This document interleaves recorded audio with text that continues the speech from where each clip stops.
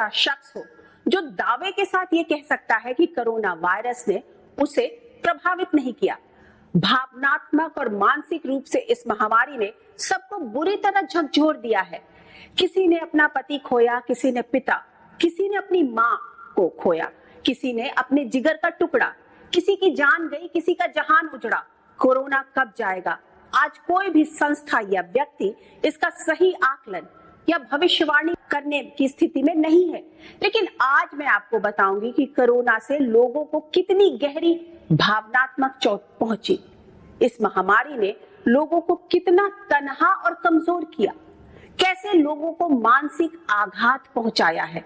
Corona काल में कैसे मदद के हाथ आगे बढ़े और किस तरह से नए रिश्तों ने जन्म लिया।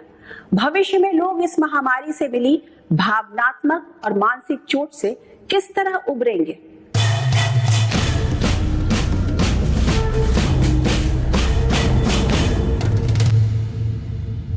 सबसे पहले यह समझना जरूरी है कि भारतीयों को आपस में कौन सा धागा जोड़ता है। क्यों हमारे समाज में एक जन्म नहीं 7 जन्मों तक निभाने की कस्में खाई जाती हैं। वो कौन सी परंपराएं हैं जो लोगों को जोड़ने में अहम भूमिका निभाती हैं। क्यों हमारे समाज में संबंध कानून से कम और भावनात्मक लगाव से ज्यादा चलते हैं। संभवतः इन्हीं सवालों का एक ही जवाब है, परिवार और उसमें बुने रिश्ते। भारतीय समाज में परिवार एक ऐसी संस्था है जो व्यक्ति में सामूहिक चेतना के निर्माण में मदद करती है, व्यक्ति को जिंदगी की परेशानियों से लड़ने की ताकत देती है। प्राचीन काल से ही भारत में संयुक्त परिवार की परंपरा रही है। संयुक्त परिवार को मजबूती देने में अनुशासन, नैतिकता, शिष्टाचार, रिश्तों की मर्यादा और परंपरा जैसे खंभे बड़ी भूमिका निभाते हैं। लेकिन तेजी से बढ़ते शहरीकरण के दौर में एकल परिवार का चलन बढ़ने लगा और संयुक्त परिवार की परंपरा कमजोर पड़ने लगी। कोरोना महामारी के समय न्यूक्लियस फैमिली में रहने वाले लोगों ने बड़े परिवार और आपसी रिश्तों की कमी बड़ी शिद्दत से महसूस की।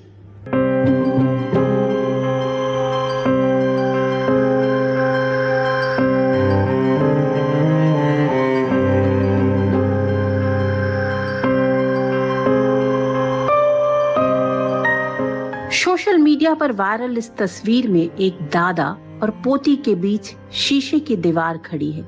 बच्ची का पूरा परिवार कोरोना पॉजिटिव है और सिर्फ दादा ही वायरस से बचे हुए हैं। ऐसे में दादा अपनी पोती को शीशे के दूसरी तरफ से ही दुलार करने की कोशिश कर रहे हैं। लेकिन सबकी किस्मत इस बच्ची जैसी नहीं है। ज्यादातर छोटे परिवारों में माता पिता के कोरोना संक्रमित होने पर बच्चों को दूर खिड़की से ही निहारना पड़ा। खाना पीना के लिए पड़ोसियों या किसी समाज सेवी संस्था के भरोसे रहना पड़ा।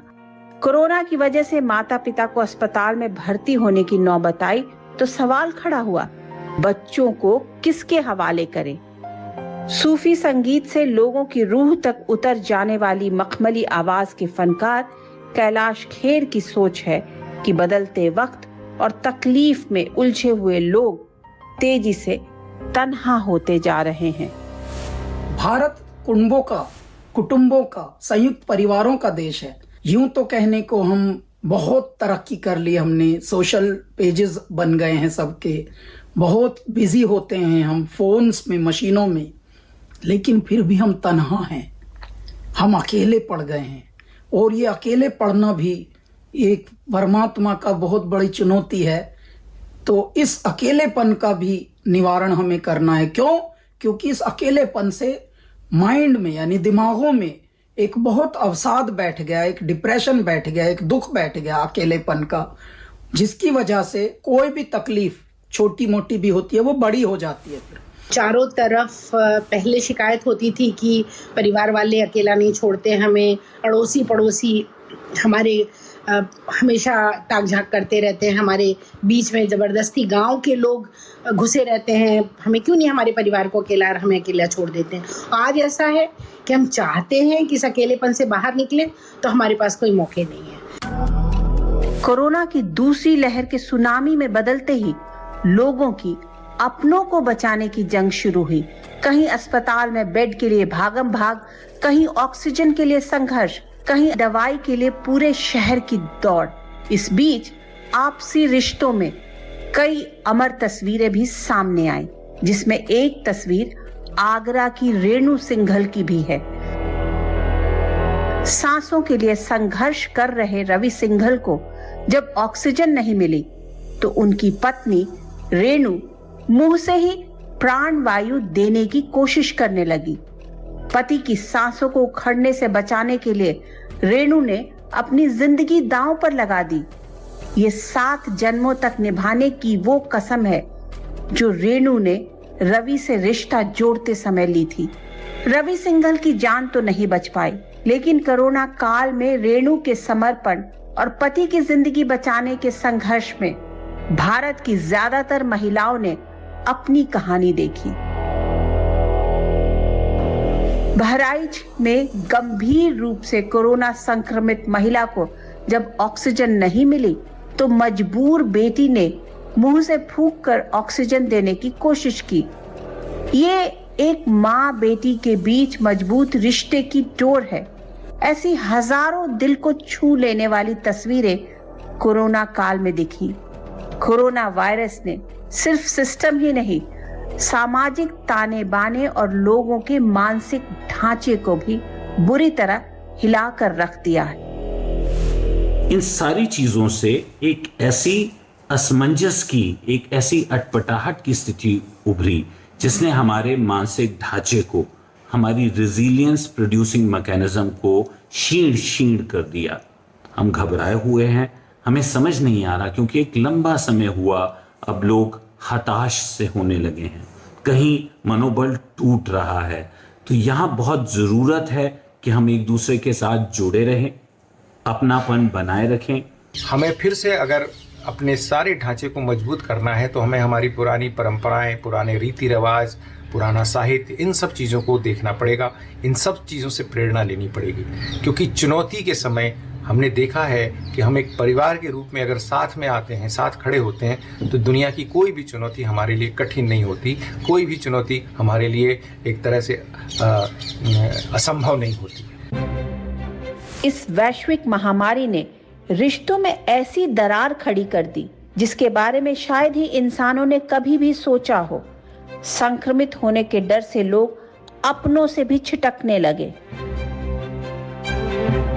सोशल मीडिया के रिश्ते सांत्वना तो दे रहे हैं, कुछ हद तक मदद के लिए रास्ते भी दिखा रहे हैं, लेकिन इस कठिन समय में अपनों के साथ कंधा से कंधा मिलाकर कम ही खड़े दिखे। ऐसे में अकेलेपन का एहसास और अनहोनी के डर ने लोगों को और कमजोर कर दिया। खुदगर्ज बना देती है तलब की शिद्दत भी। प्यासे को कोई दूसरा प्यासा नहीं लगता। आज यही हाल कोरोना में हो रहा है।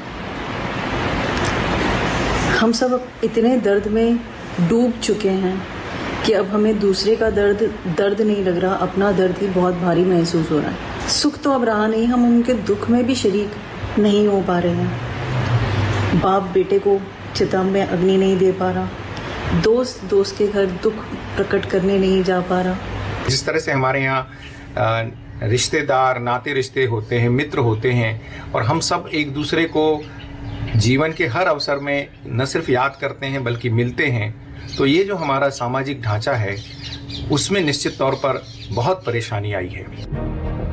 ऐसी मुश्किल घड़ी में संयुक्त परिवार में लोग एक दूसरे को आपस में संभाल लेते थे, लेकिन शहरों में फ्लैट कल्चर में कौन किसको संभाले। संक्रमण काल ने गहरी दोस्ती में भी संक्रमण ला दिया। खुद की जिंदगी बचाने की जद्दोजहद में लोग अकेले पड़ते गए, या अकेले पड़ जाने का डर उन्हें लगातार कमजोर करने लगा।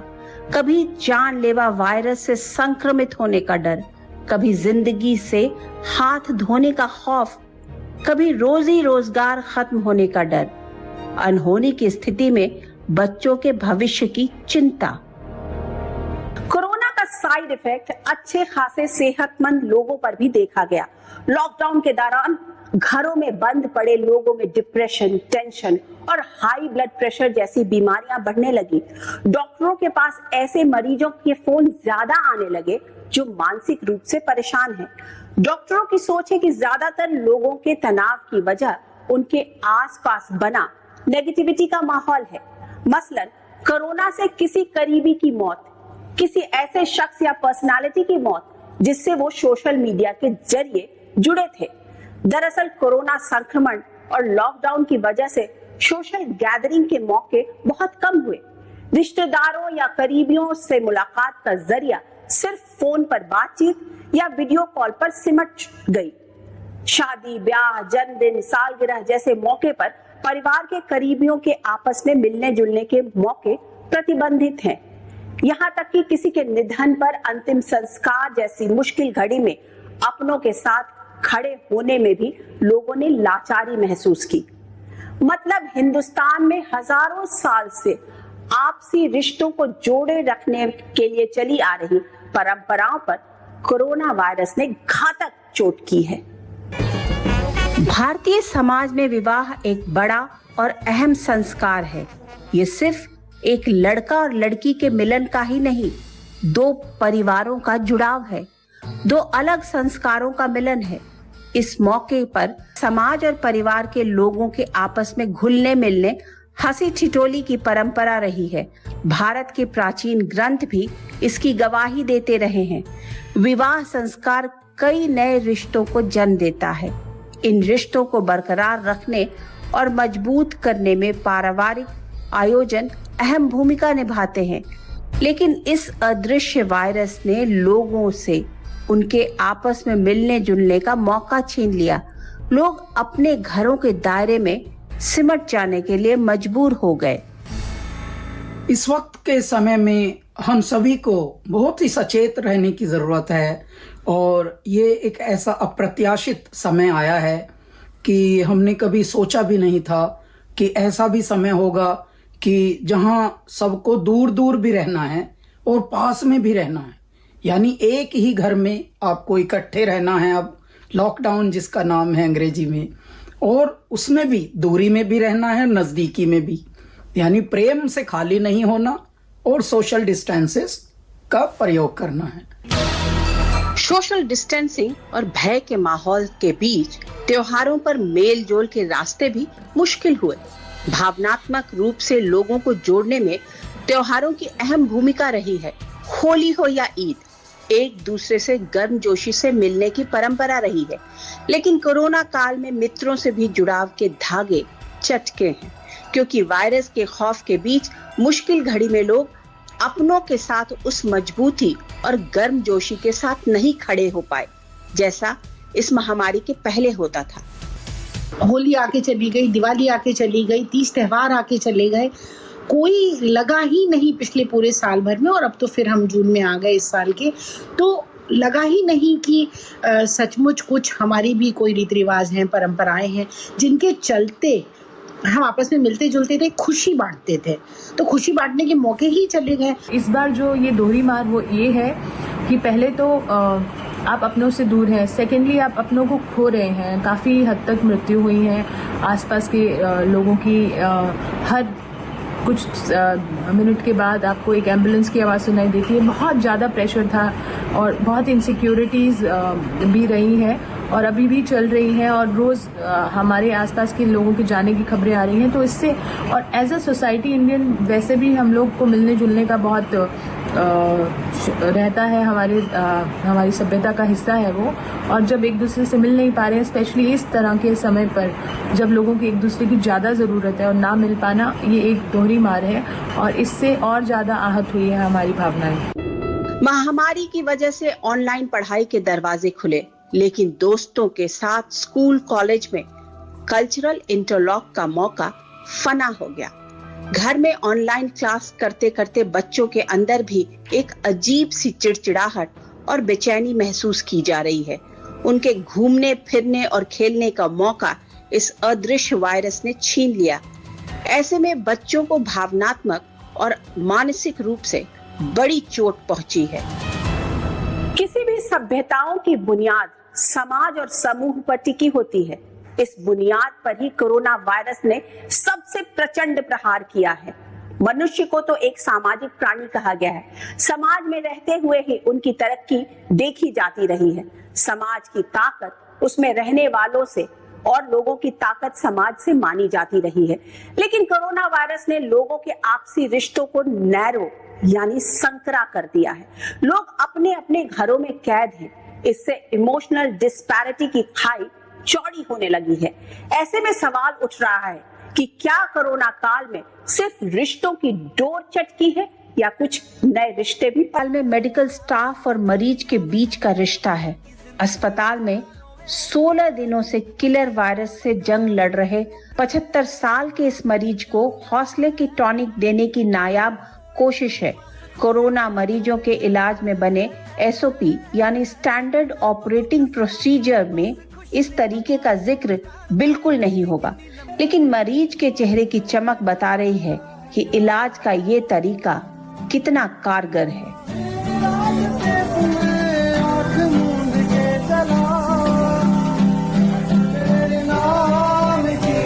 इंदौर के रहने वाले उमेश द्विवेदी ने फेसबुक पर इस वीडियो को पोस्ट करते हुए लिखा है कि मेरे जीजाजी कोरोना की वजह से अस्पताल में भर्ती हैं और नर्स स्टाफ उनका हौसला बढ़ाने में जुटी है। ये नए दौर का नया रिश्ता है। ड्यूटी से एक कदम आगे बढ़कर सेवा का अटल संकल्प है, जो हिंदुस्तान की दूसरी की खुशी में अपनी खुशी देखने की परंपरा को आगे बढ़ा रहा है।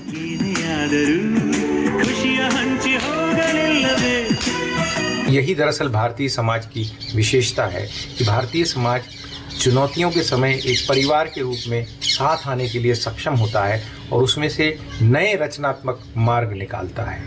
अब जबकि हमें ये मालूम हो गया है कि ये कोई साधारण महामारी नहीं है, एक तरह का आक्रमण है, एक तरह का जैविक आक्रमण है, तो उससे निपटने के लिए भी भारतीय समाज को एक परिवार के रूप में एकजुट होकर सामने आना होगा।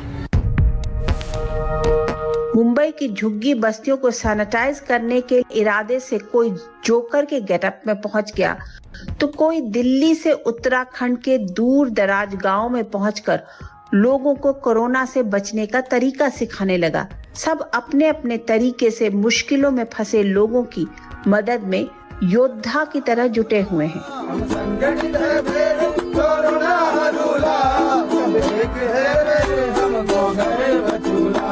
नमस्कार दोस्तों, मैं कुमार विश्वास। आप जानते हैं कि एक कवि मंच छोड़कर लोगों की मदद में जुट गए। फिल्मी सितारे अपनी चमक दमक वाली जिंदगी छोड़कर कोरोना पीड़ितों की मदद के लिए जमीन पर उतर आए।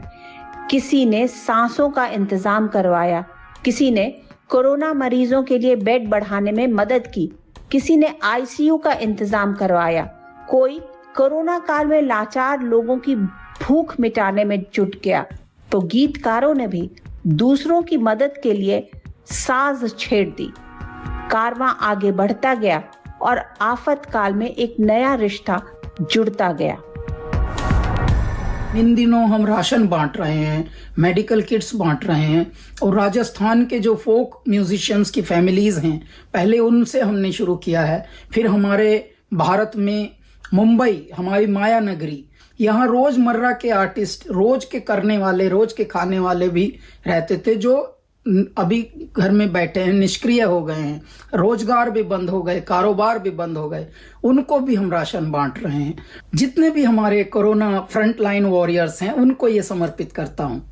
तूने क्या कर डाला, मर गई मैं, मिट गई मैं, हो जी, हाँ जी, हो गई मैं तेरी दीवानी, दीवानी, कोरोना वॉरियर्स की दीवानी, दीवानी। किसी ने महामारी से जूझते परिवारों की मदद के लिए सोशल मीडिया पेज बनाया। कोरोना वॉरियर्स के तौर पर इलाके के नौजवानों को अपने साथ जोड़ा और लग गए प्लाज्मा, खून, ऑक्सीजन सिलेंडर, अस्पताल में भर्ती कराने के लिए एम्बुलेंस मुहैया करवाने की मुहिम में। ये रिश्ता इंसानियत का है, भारतीयता का है। इस आफत काल में डगमगाती सामूहिकता की नाव को संभालने का है, रिश्ते की नई डोर को मजबूत करने का है।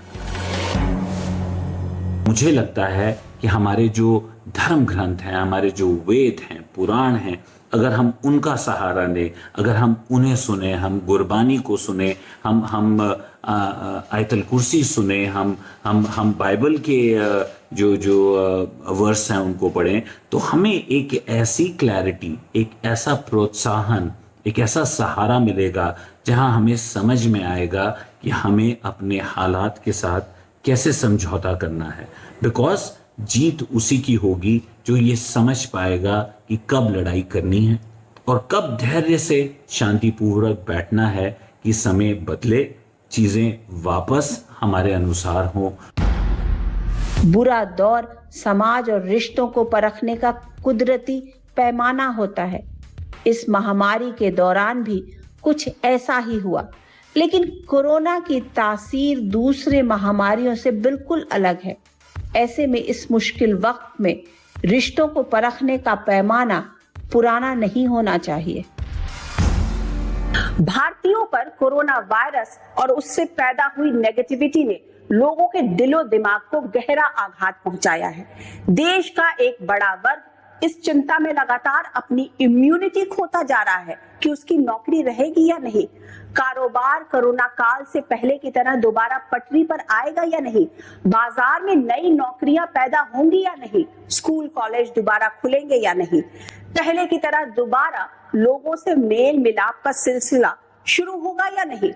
अनिश्चितता के इस माहौल में इन सवालों का जवाब भी भविष्य के गर्भ में ही छिपा है। लेकिन कई जगह कोरोना काल में कंपनी और कर्मचारी, मालिक और मजदूर के बीच एक गजब का रिश्ता सामने आया है। ये रिश्ता खून का तो नहीं, लेकिन सामूहिक सह अस्तित्व यानी कलेक्टिव कोएग्जिस्टेंस का जरूर है। टाटा ग्रुप की कंपनी टाटा स्टील ने कोरोना से जान गंवाने वाले कर्मचारियों के रिटायरमेंट तक की उम्र तक की सैलरी उनके आश्रितों को देने का फैसला किया है। कंपनी अपने फ्रंटलाइन वर्कर्स की मौत के बाद उनके आश्रित बच्चों की ग्रेजुएशन तक की पढ़ाई का खर्चा भी उठाएगी। टाटा मोटर्स ने कोरोना से मरने वाले कर्मचारियों की रिटायरमेंट की उम्र तक की बेसिक सैलरी की आधी रकम मासिक भत्ते के तौर पर देने का फैसला किया है। महिंद्रा एंड महिंद्रा भी कोरोना से मरने वाले कर्मचारियों के आश्रितों को 5 साल तक का तनख्वाह देने का ऐलान किया है।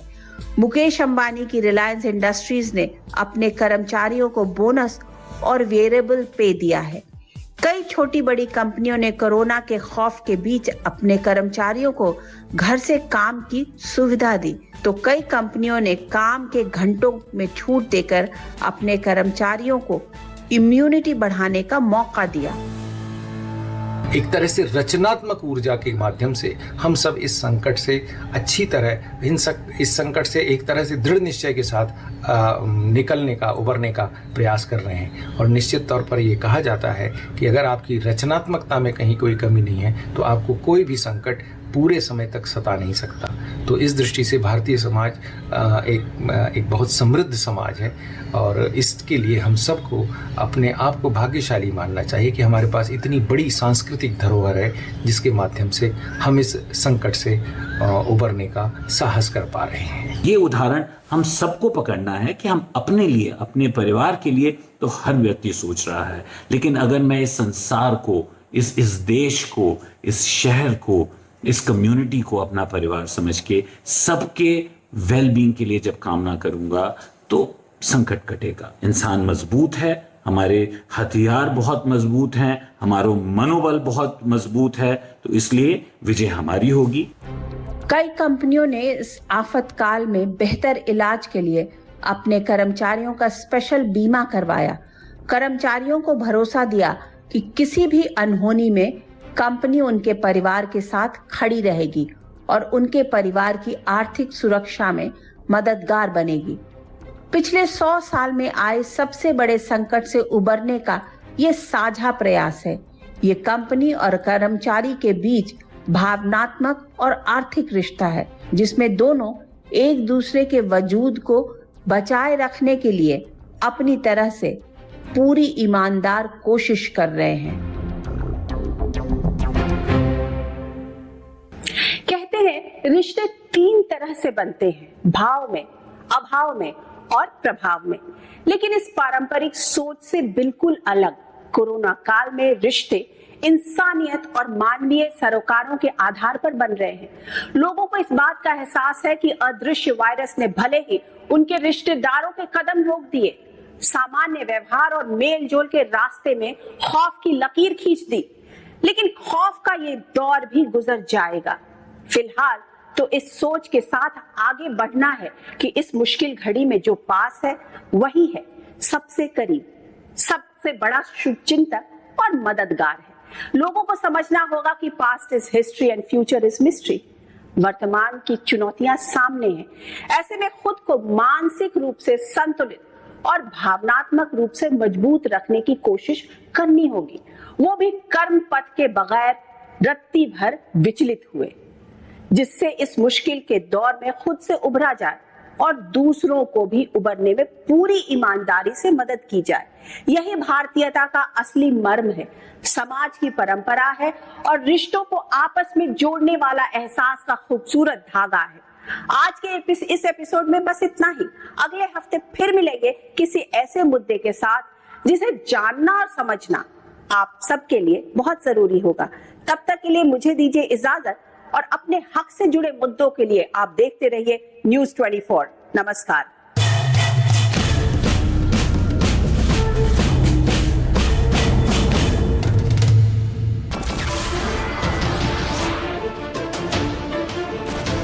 नमस्कार, मैं हूं मानक गुप्ता। अगर आपको हमारा ये वीडियो पसंद आया हो तो इसे लाइक और शेयर जरूर करें और हाँ, हमें सब्सक्राइब और फॉलो करना ना भूलें ताकि आप देश और दुनिया की कोई खबर मिस ना करें। तो जुड़े रहिए हमारे साथ और देखते रहिए न्यूज़ 24।